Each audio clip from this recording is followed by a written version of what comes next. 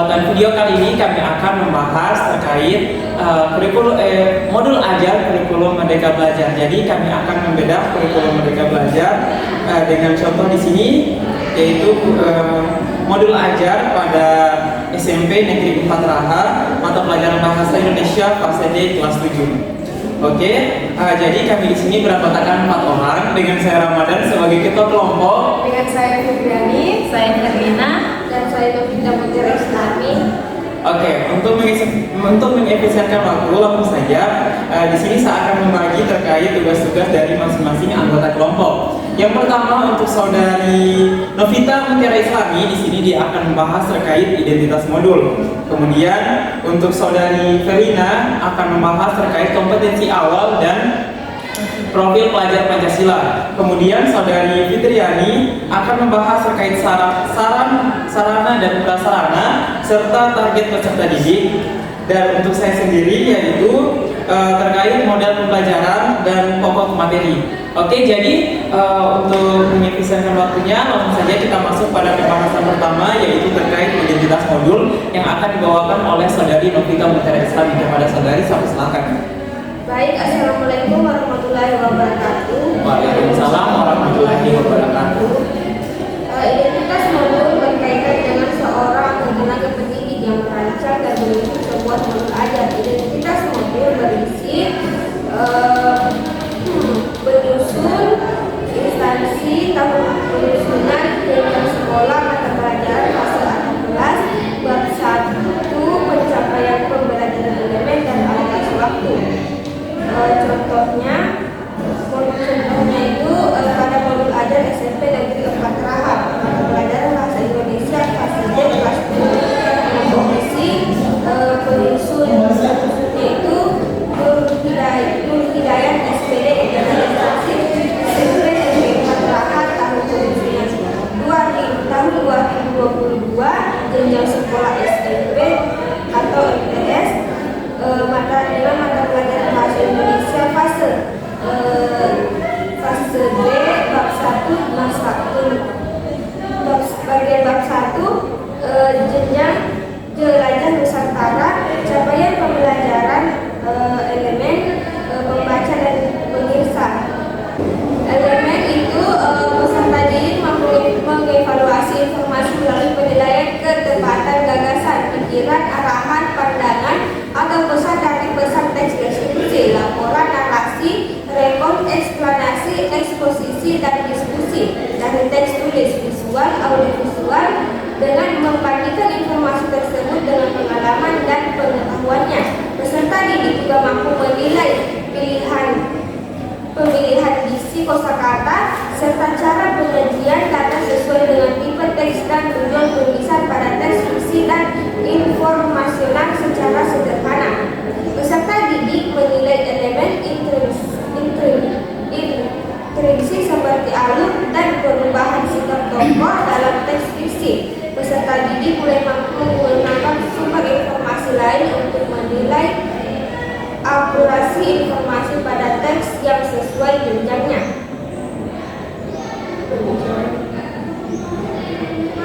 Kemudian alokasi waktu itu 6 JP pertemuan pertama. Selanjutnya saya kembalikan kepada ketua kelompok.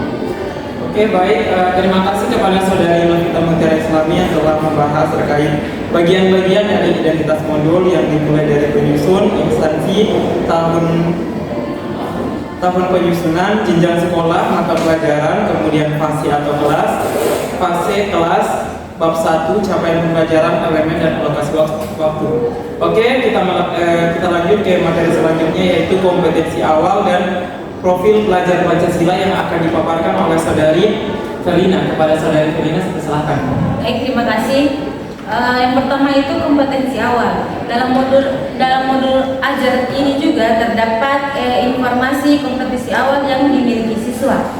Kompetensi ini berupa pengetahuan maupun keterampilan yang dimiliki siswa dalam melaksanakan kegiatan pembelajaran. Untuk mengetahui kompetensi awal siswa, guru biasanya melakukan asesmen, yaitu asesmen diagnosis atau asesmen yang dilaksanakan sebelum kegiatan pembelajaran.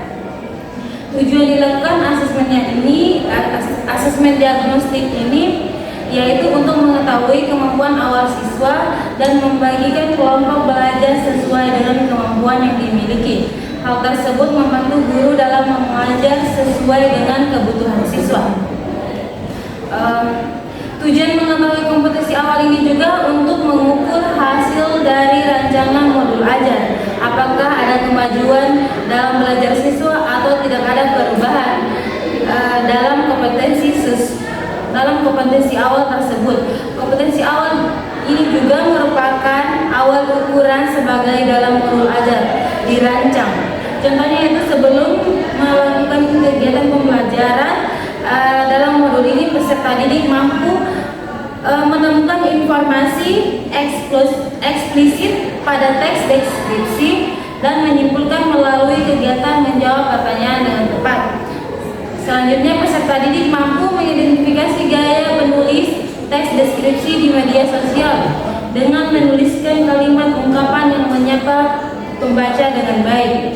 Selanjutnya yaitu mengembangkan pemahaman terhadap kata-kata yang jarang muncul dengan menemukan arti pada kamus secara mandiri dan tepat. Oke, selanjutnya yaitu profil pelajar Pancasila. Profil pelajar Pancasila sesuai dengan visi dan misi Kementerian Pendidikan dan Kebudayaan sebagaimana tertuang dalam Peraturan Menteri Pendidikan Kebudayaan Nomor 22 Tahun 2020 tentang Rencana Strategis Kementerian Pendidikan dan Kebudayaan tahun 2020 sampai 2024. Profil pelajar Pancasila biasa disebut dengan PPP, merupakan tujuan akhir dari sebuah kegiatan pembelajaran. Ini berhubungan erat dengan pembentukan karakter peserta didik. PPP dapat tercermin dalam konten atau metode pembelajaran. PPP tidak perlu mencantumkan seluruh PPP, tetapi dapat memilih yang sesuai dengan kegiatan pembelajaran dalam modul ajar.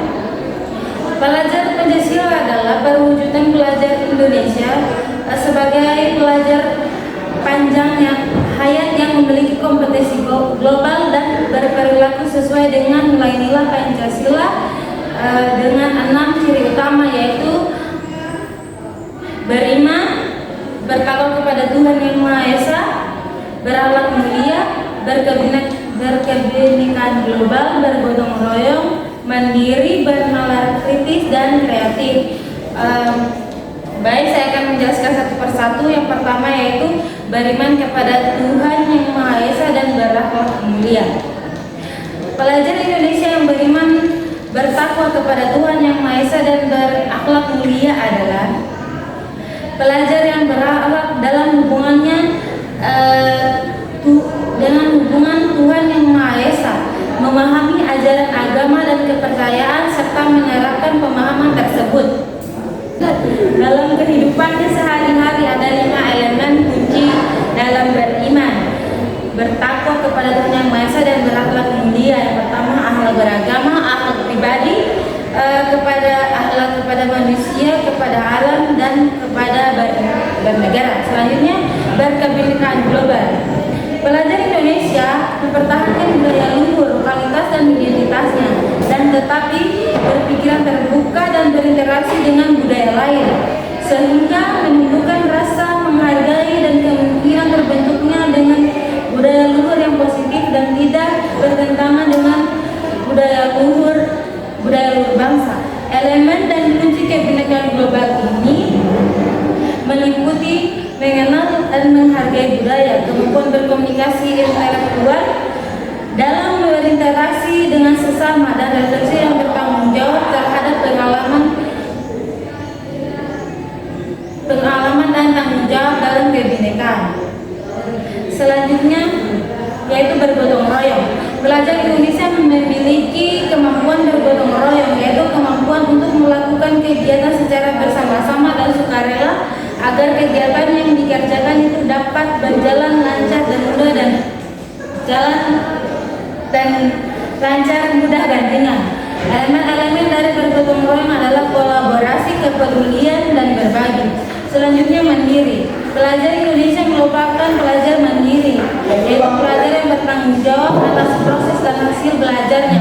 Elemen kunci dari mandiri tersendiri dari kesadaran akan diri dan situasi yang dihadapi serta regulasi diri. Selanjutnya, bernalar kritis. Pelajar yang bernalar kritis mampu secara objektif memproses informasi baik kualitatif maupun kuantitatif, membangun keterkaitan antara berbagai informasi, menganalisis informasi, mengevaluasi dan menyimpulkan elemen-elemen dari bernalar kritis. Elemen-elemen dari bernalar kritis adalah memperoleh dan memproses informasi dan gagasan, menganalisis dan mengevaluasi penalaran, refleksi, pemikiran dan proses berpikir dan mengambil keputusan. Pelajar yang kreatif. Selanjutnya, pelajar yang kreatif. Pelajar yang kreatif mampu memodifikasi dan menghasilkan sesuatu yang orisinal, bermakna, bermanfaat dan berdampak. Elemen kunci dari kreatif tersendiri menghasilkan gagasan yang orisinal serta menghasilkan karya dan tindakan yang orisinal. Selanjutnya saya kembalikan kepada Dr. Kelompok. Oke, baik. Terima kasih kepada Saudari Felina yang telah memaparkan terkait kompetensi awal, kemudian profil pelajar Pancasila atau 3P dalam modul ajar kurikulum Merdeka Belajar. Oke, selanjutnya kita melangkah pada pembahasan sarana dan prasarana serta target peserta didik yang akan dipaparkan oleh Saudari Fitriani. Kepada Saudari, silakan. Oke, baik, saya Fitriani. Di sini saya akan membahas mengenai sarana dan prasarana dan juga target peserta didik. Yang pertama yaitu sarana dan prasarana. Sarana dan prasarana merupakan fasilitas dan bahan yang dibutuhkan untuk menunjang kegiatan pembelajaran. Sarana merujuk pada alat dan bahan yang digunakan, sementara prasarana di dalamnya termasuk materi dan sumber bahan ajar lainnya yang relevan yang digunakan dalam kegiatan pembelajaran. Ketersediaan materi disarankan mempertimbangkan kebutuhan peserta didik baik dengan keterbatasan atau kelebihan. Teknologi termasuk sarana dan prasarana yang penting untuk diperhatikan dan juga dimanfaatkan agar lebih dalam dan bermakna. Contoh sarana yaitu LCD projector, laptop, komputer, dan lain sebagainya. Dan untuk prasarana yaitu terkait dengan sumber belajar utama seperti Kementerian Pendidikan, Kebudayaan, Riset dan Teknologi Republik Indonesia tahun 2021 Bahasa Indonesia, buku siswa SMP kelas 7. Penulisnya yaitu Rahma Subarna, Sofi Dewayani, dan Erni Setiawati. Dan sumber belajar pendukung yaitu laman Badan Bahasa Kemendikbud dan juga YouTube. Materi selanjutnya yaitu target peserta didik. Peserta didik yang menjadi target yaitu ada 3. Yang pertama yaitu peserta didik reguler atau tipikal. Ini umumnya tidak ada kesulitan dalam mencerna dan memahami materi ajar. Yang kedua yaitu peserta didik dengan kesulitan belajar, terkait memiliki gaya belajar yang terbatas hanya satu gaya, misalnya dengan audio, memiliki kesulitan dengan bahasa dan pemahaman materi ajar, kurang percaya diri dan juga kesulitan konsentrasi jangka panjang dan lain sebagainya.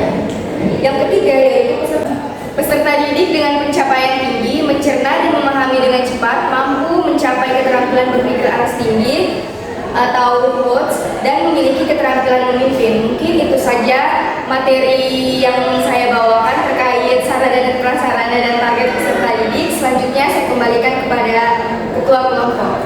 Oke, terima kasih kepada Saudari Fitriani yang telah memaparkan terkait sarana dan prasarana serta target peserta didik. Oke, selanjutnya kita masuk pada pembahasan model pembelajaran serta pokok materi. Oke, jadi pada modul ajar yang kita bedah kali ini terkait informasi umum, bagian yang paling terakhir yaitu tentang model pembelajaran serta target peserta didik. Oke, terkait model pembelajaran, seorang tenaga pendidik dalam menyusun atau mengembangkan sebuah pembelajaran, konsep interaksi merupakan sesuatu yang cukup penting untuk diperhatikan. Oleh karena itu, desain pembelajaran tidak dapat digantikan dengan desain informasi. Interaksi sangat berkaitan dengan keberagaman peserta didik. Hal inilah yang menuntut seorang tenaga pendidik pembelajaran untuk dapat memunculkan bermacam-macam desain-desain pembelajaran yang bervariasi. Jadi, model pembelajaran itu merupakan rangkaian pembelajaran yang menggambarkan sistem pelaksanaan pembelajaran tersebut. Melalui model pembelajaran tersebut, tenaga pendidik memiliki rancangan, memiliki gambaran bagaimana cara melaksanakan sebuah proses pembelajaran. Adapun bentuk ada pelajaran, yaitu pembelajaran bisa dilakukan dengan cara tatap muka atau pembelajaran bisa dilakukan secara online serta kombinasi atau blended learning. Model pembelajaran ini akan disesuaikan lagi dengan kebutuhan pelaksanaan pembelajaran di sekolah. Nah, jadi pada proses menentukan model pembelajaran itu bisa disesuaikan dengan situasi dan kondisi di dalam sebuah sistem, di dalam sebuah instansi pendidikan. Jadi kalau memungkinkan sebuah sekolah untuk melaksanakan proses tatap muka, maka tenaga pendidik bisa melakukan model pembelajaran tatap muka. Tapi kalau instansi pendidikan tersebut tidak dapat melaksanakan proses tatap muka, maka tenaga pendidik memiliki planning lain seperti melakukan secara online. Oke, kemudian